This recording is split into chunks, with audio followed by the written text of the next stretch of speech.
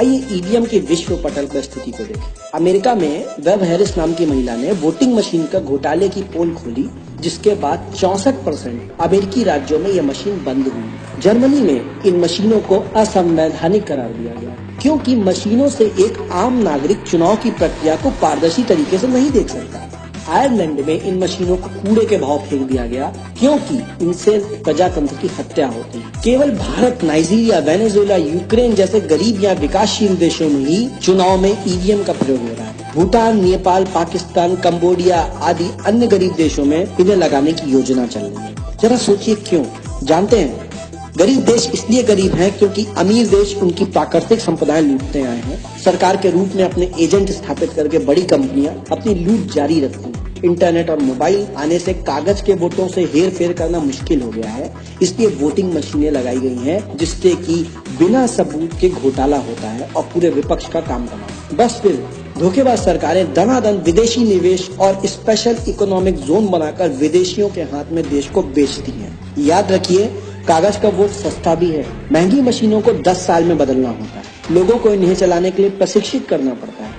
अगर कागज की पर्ची लगाई जाए तो खर्चा अलग। इसलिए ये कहना कि कागज का वोट महंगा है सरासर झूठ है। इस तरह ये भी झूठ है कि बैलेट में बहुत कागज लगता है। 5 साल में बैलेट में जितना कागज लगता है, उतना हम एक दिन में अखबार छापने में खर्च कर देते हैं। कागज बचाना है तो कहीं और बचाया जा सकता है। वोट जैसी कीमती चीज के साथ समझौता करना उचित नहीं होगा। इन मशीनों के साथ अगर पर्चियां भी लगा दी जाए तो भी धोखा जारी रह सकता है। पर्चियों को हाथ से गिनना होगा तो कागज के वोटों को क्यों नहीं गिन ले? हर भारतीय का कर्तव्य है कि वो वोटिंग मशीन के खिलाफ अभियान छेड़े। हेराफेरी कागज के वोट से भी होती है, लेकिन उसका पता लगाना संभव है। हजारों बोगस वोटों को छापना पड़ता है, फिर बूथ तक लाना पड़ता है। टेस्टिंग करके पोल खोलना आसान है, दोबारा चुनाव की मांग भी की जा सकती है। हम और आप क्या कर सकते हैं? अपने चुनाव क्षेत्र में आप 64+ स्वतंत्र उम्मीदवारों को खड़ा करें तो इन मशीनों को हटाकर कागज के वोटों को ला सकते हैं, क्योंकि मौजूदा मशीन सिर्फ 64 उम्मीदवारों के वोट गिन सकती है। आप जिस भी पार्टी का समर्थन करें, अपनी पार्टी से मांग करें कि निष्पक्ष चुनाव के लिए कागज का वोट वापस लाएं।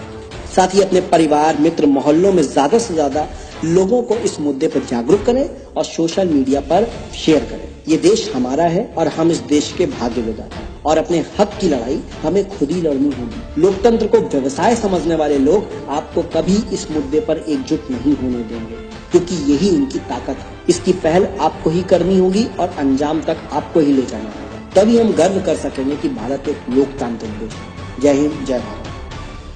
Well, in the words of Stalin, he says, those who cast the votes decide nothing. It is those who count the votes who decide everything.